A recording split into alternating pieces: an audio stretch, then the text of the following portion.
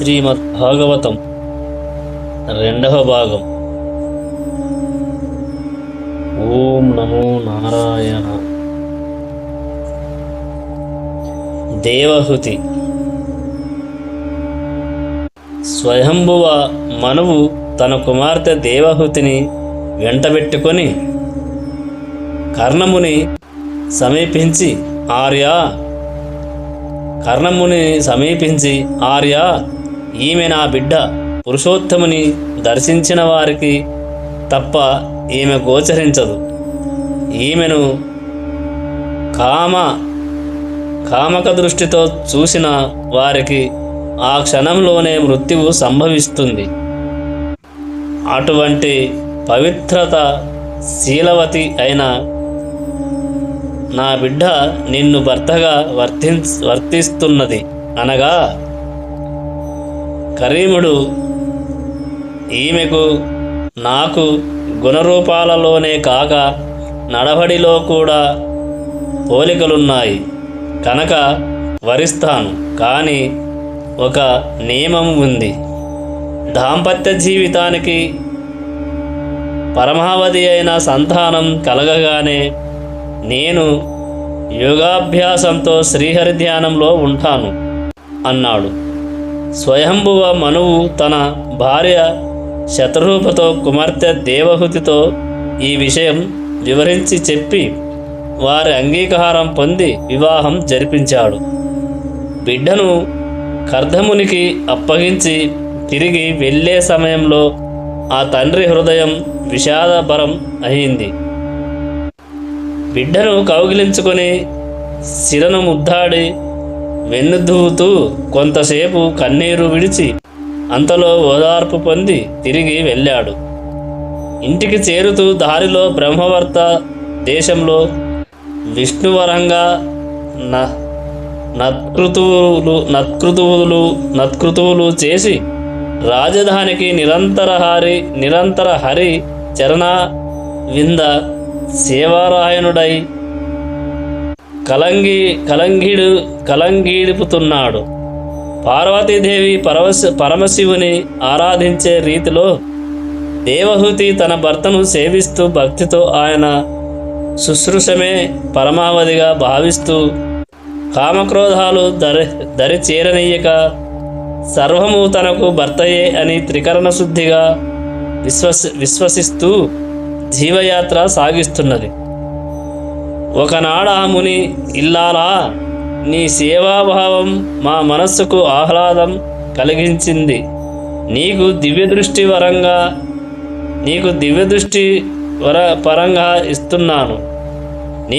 దివ్యదృష్టి వరంగా ఇస్తున్నాను అన్నాడు.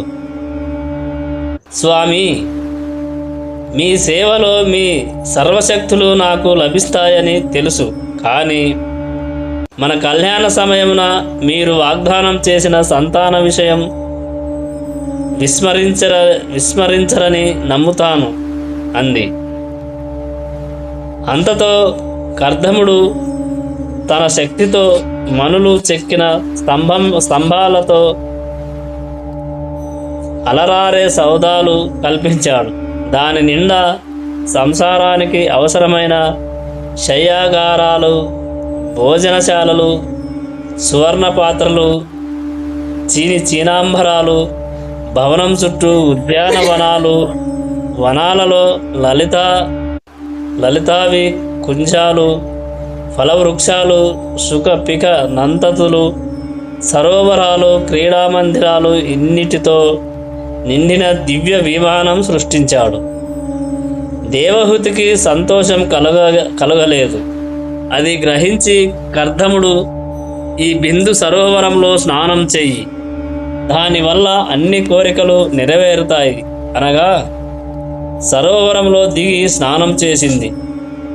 చేసే వేళ ఆ నీటిలో ఉన్న నవయవన శోభనాంగుల 1000 మంది ఆమె చుట్టూ చేరి ఆమెకు చక్కగా అభ్యంగన స్నానం చేయించి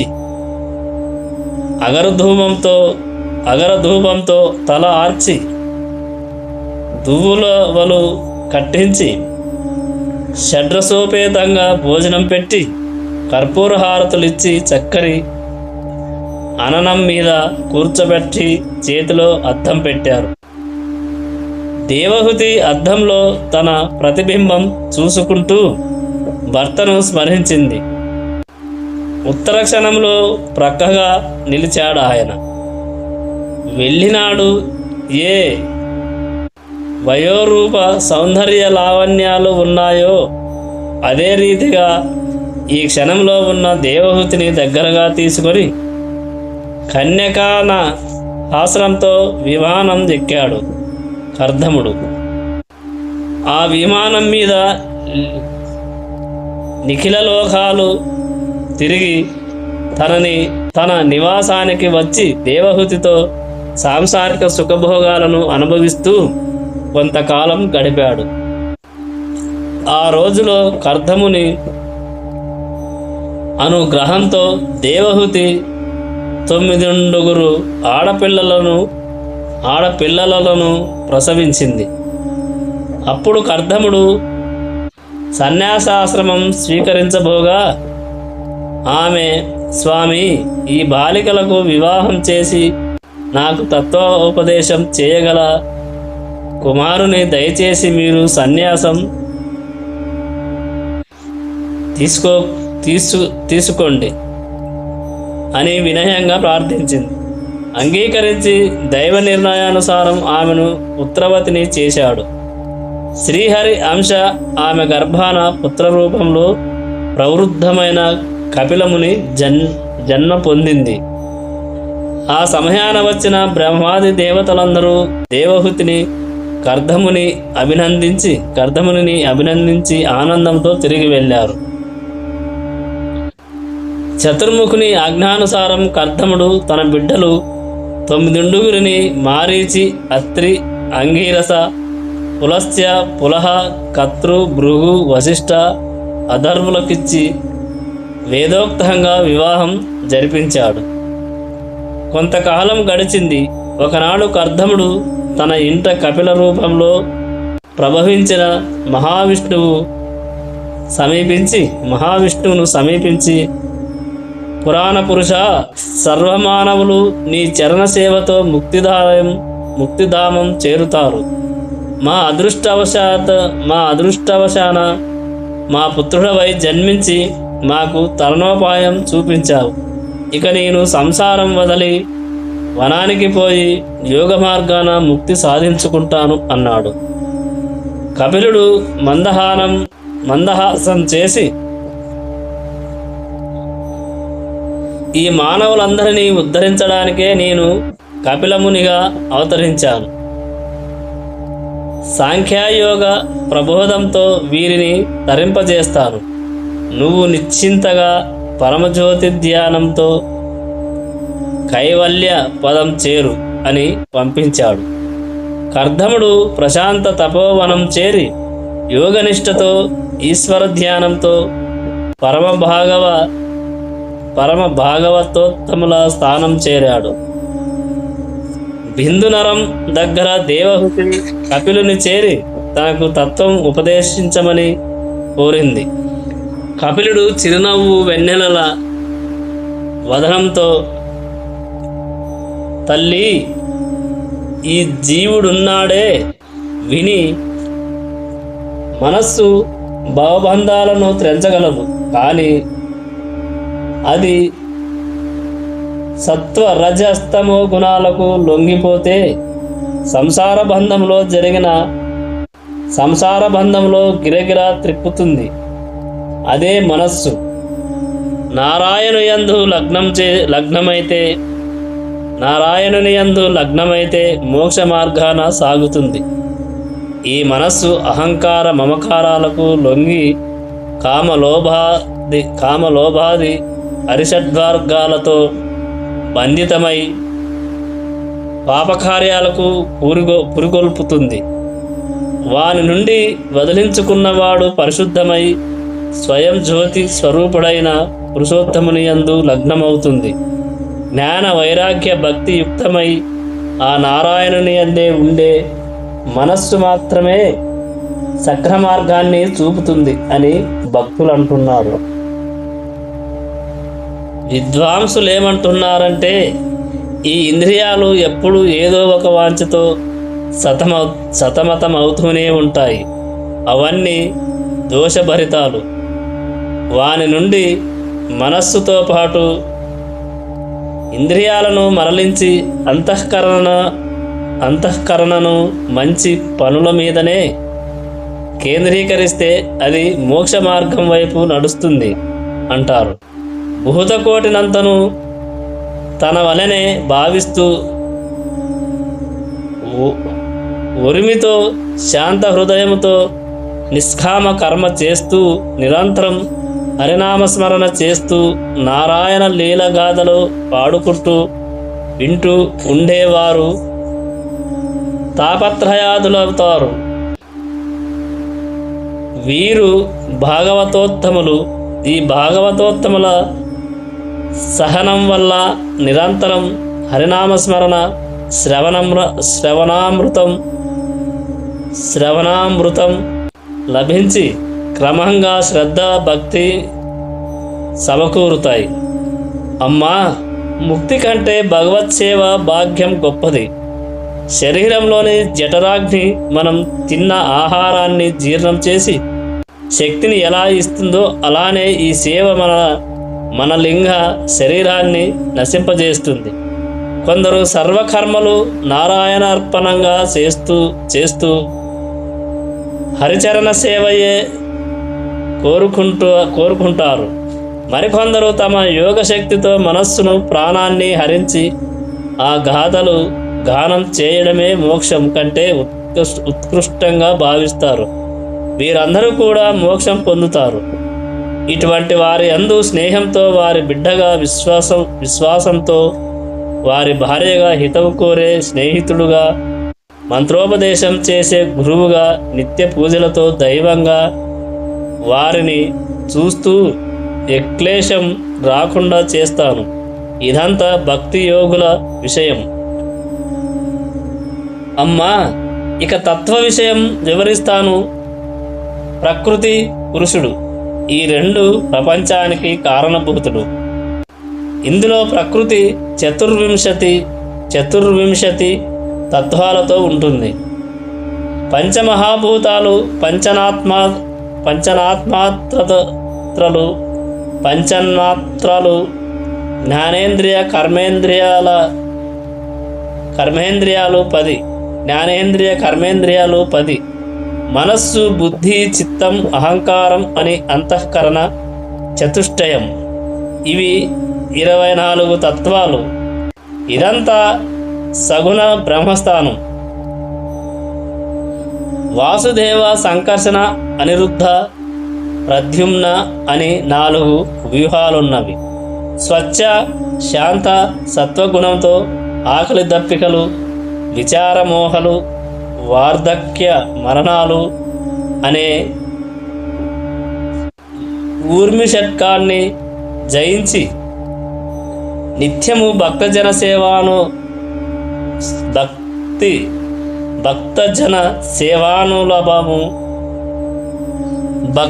సేనాలభము అయినది నామ దేవ వ్యూహం. మహత్తత్వం వల్ల అహంకారం పుడుతుంది. ఇది వికార, తేజస, తామస భేదాలతో 3 విధాలుగా ఉంటుంది. మనస్సు, ఇంద్రియాలు ఆకాశాది భూతాలు, వికార మయాలు, బుద్ధి, ప్రాణాలతో ఉండేది తేజస, అహంకారం. ఇంద్రియ సమ్మేళనంతో తామస అహంకారం ఉంటుంది. దీన్ని అధిష్ఠించి ఉండేది సంకర్షణ వ్యూహం. ఇందులో కారణ కర్తృత్వాలు, మూఢత్వము ఉంటాయి. సంకల్ప వికల్పలు కలిగించే కామ సంభవ్యూహం అని అనిరుద్ధ వ్యూహం. కామ సంభవ వ్యూహము కామ సంభవ వ్యూహం, అనిరుద్ధ వ్యూహం. తామసహంకారం వల్లనే శబ్ద, స్పర్శ, రూప, రస, గంధాది తన్మాత్రాలు ఈ తన్మాత్రాల వల్ల పంచమహాభూతాలు, పంచేంద్రియాలు పుట్టాయి. ఇంతటితో సృష్టి ప్రారంభమైంది. భూత పంచక సమ్మేళనం వల్లనే అది సాగుతుంది. భూత పంచక సమ్మేళనం వల్లనే అది సాగుతుంది. ఈ సృష్టిలో దుర్లభమైన నరజన్మ సాధించిన వాడు నారాయణ చరణ సేవతోనే మోక్షం పొందుతాడు. అలా కాక అనిమాది సిద్ధులు సాధించిన వాడు మోక్షానికి మార్గం గుర్తించలేడు. ఆ సిద్ధులు విడి విగత సంగుడై నన్నే ధ్యానించాలి. మద్యపానం చేసినవాడు శరీరం మీద వస్త్రాలు జారిపోయినా తెలుసుకోలేడు. అదే రీతిగా ఆత్మతత్వం తెలిసిన వానికి ఈ దేహం మీద అభిమానం ఉండదు. కలలో ఏమి చేసినట్లు ఈ ప్రపంచంలో ధరాపుత్రాదులతో ఉంటూ కర్మఫలాలు అనుభవించి చివరకు ఈ ప్రపంచమంతా తానే అని తనలోనే ఇదంతా ఉన్నదని భావిస్తాడు. భక్తులైన వారు ఎల్లప్పుడూ నా సేవతోనే తృప్తి పడుతుంటారు. దీనినే అత్యంత భక్తి అంటారు. సత్వరజస్తమో గుణాలు విడిచినవాడు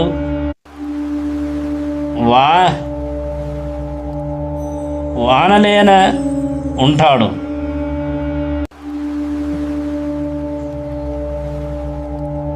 ఈ ప్రపంచంలో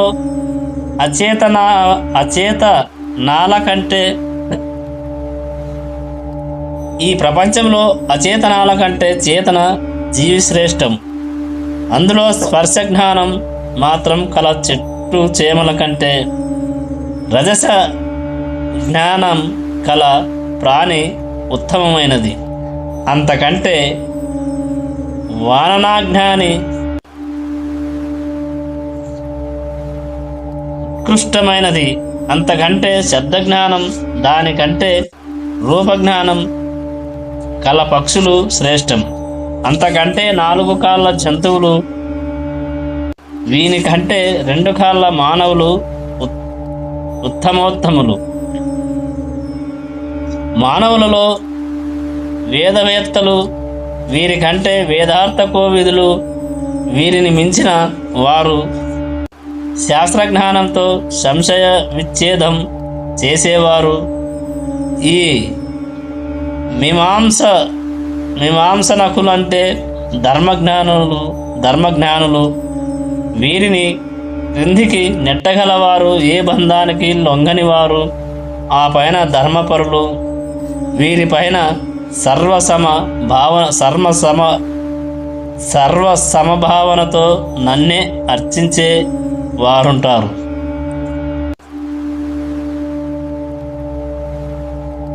సర్వలోకేశ్వరుడైన మహావిష్ణువు కృప వల్లనే వాయువు చలించడం, ఇంద్రుడు వర్షించడం,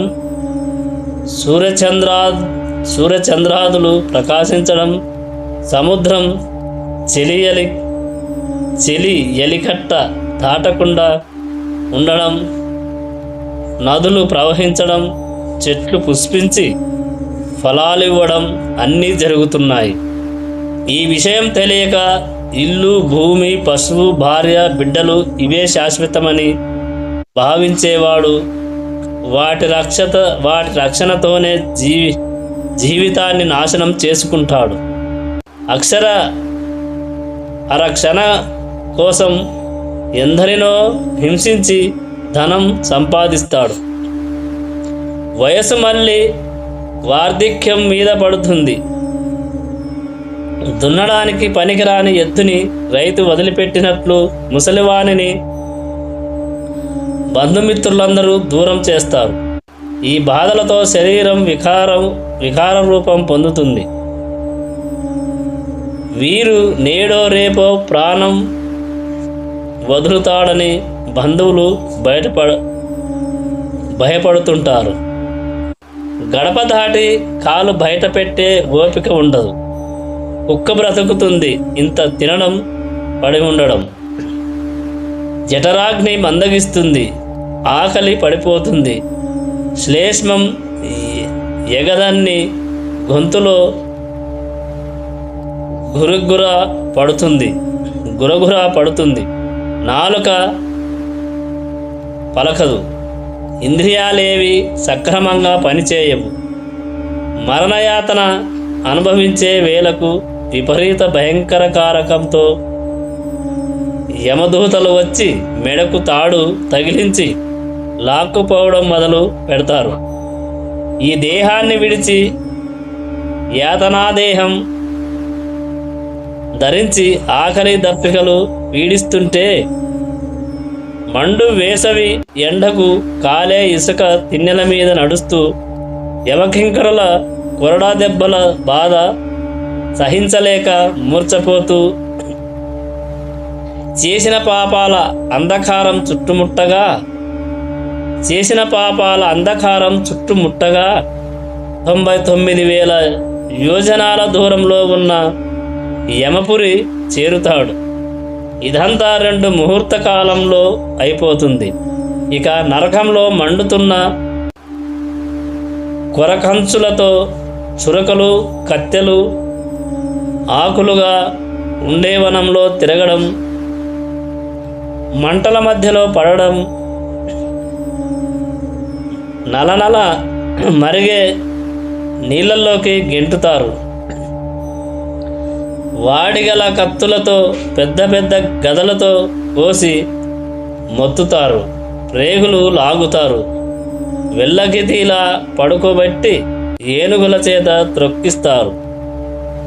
విషం కక్కే భుజంగాలు కరుస్తుంటాయి. శరీరం నిండా ఇనుప గుండ్లు పడుతుంటాయి.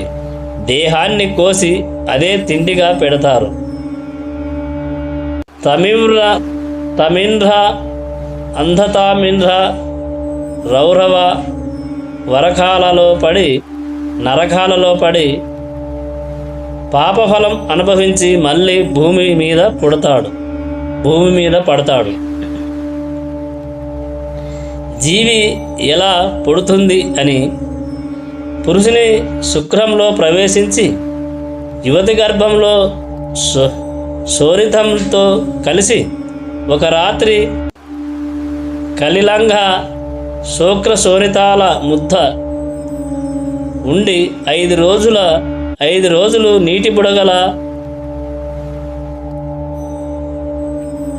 10వ నాటికి రేగుపండంతా అయి క్రమంగా అండరూపం పొంది నెల దాటాక శిరస్సు ఏర్పడి 2 నెలలకు కరచరణాలు కలిగి 3వ నెలలో చర్మం, ఎముకలు, వెంట్రుకలు, గోళ్ళు ఏర్పడి క్రమంగా 4వ నెలలో ధాతువులు చేరి 5వ నెలలో ఆకలి దప్పికలు కలిగి 6వ నెలలో మావి లోపల ఉండి తల్లి గర్భంలో కుడివైపున తిరుగుతూ తల్లి తీసుకునే ఆహారంతో క్రమంగా పెరుగుతూ మలమూత్ర భరితమైన గర్భంలో చుట్టుకొని పంజరంలో పక్షిలా అటు ఇటు కదలలేక 7వ నెలలో జ్ఞానం పొంది అటు ఇటు కదులుతూ గర్భావాస భీతితో ప్రసూతి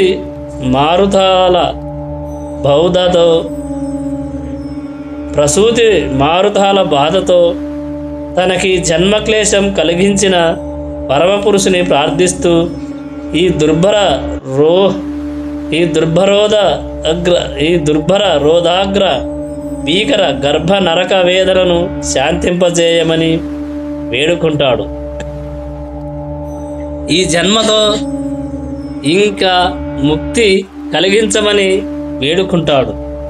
10వ నెలలో ప్రవేశిస్తుంది. తల క్రిందికి వస్తుంది. ఊపిరి ఆడదు. మలమూత్ర క్రిమి మధ్యంలో కొట్టుకుంటూ ఉంటాడు. జ్ఞానం పోతుంది. నేల మీద పడతాడు. క్రమంగా తల్లిదండ్రుల చేతులలో పెరుగుతాడు. శైశవం గడుస్తుంది. బాల్యం ప్రాప్తిస్తుంది. అహంకార మమకారాలు పుడతాయి. సంసారంలో పడతాడు. రాగద్వేషాలు, మళ్ళీ కోరికలు, అవి తీరడానికి పాపకర్మలు. దయ, సత్య, శౌచాలు వదిలేస్తాడు. మానాభిమానాలు ఉండవు. మనశ్శాంతి పోతుంది. శరీరమే ఆత్మ అనుకుంటాడు. నారీ సంగమమే సుఖం అనుకుంటాడు. వీటిని విడిచి ధర్మబుద్ధితో ధనార్జన చేసి దానిని యోగ్యులకు దానం చేసి దేవపిత్ర కార్యాలు శ్రద్ధగా ఆచరించి వేదోక్త కర్మలు చేసేవారు చంద్రలోకం చేరి పుణ్యఫలం పూర్తి కాగానే మళ్ళీ జన్మిస్తారు. ఈ కర్మలన్నీ విడిచి నిరంతరం పురుషోత్తమునే స్మరించే వారికి పునర్జన్మ భీతి లేదు అని కపిలుడు తల్లికి భక్తి మార్గం ఉపదేశించాడని విదురునికి మైత్రేయముని విషిదం చేశాడు. కపిలుడు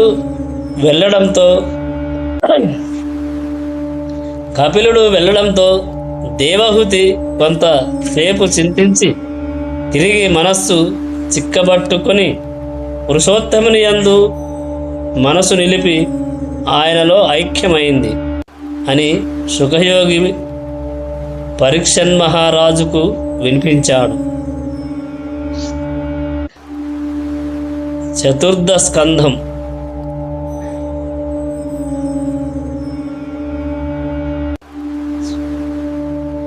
పరీక్షన్మహారాజు స్వయంభువ మనువు శతరూప అనే భార్య వల్ల 3 కుమార్తెలను కన్నాడని చెప్పారు.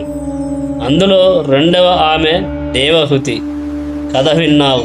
పెద్ద కూతురు అసూతి. ఈమెను రుచి ప్రజాపతికిచ్చి వివాహం చేశాడు. మహావిష్ణువు ఈమె గర్భాన శ్రీయజ్ఞుడు అనే పేరుతో పుట్టాడు. స్వయంభుడు ఈ బాలుని తన ఇంటికి తీసుకువెళ్ళి పెంచాడు. విష్ణుమూర్తిని నిమేషం కాలం కూడా విడిచి ఉండలేని శ్రీదేవి అసూతికి కుమార్తెగా ప్రభవించి అక్కడే పెరుగుతున్నది.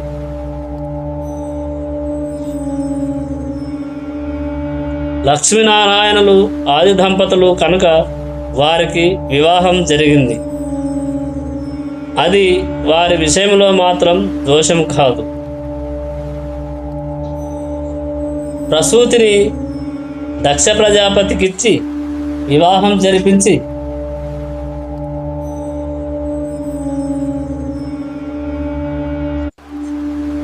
ఈయన వలన ప్రజాభివృద్ధి సాగింది.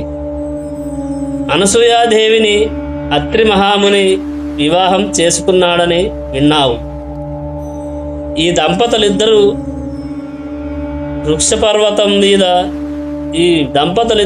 వృక్షపర్వతం దగ్గర నిర్వింధ్యా నది సమీపంలో పచ్చని చెట్లు నిండిన వనం దగ్గర తపోదీక్ష వహించారు.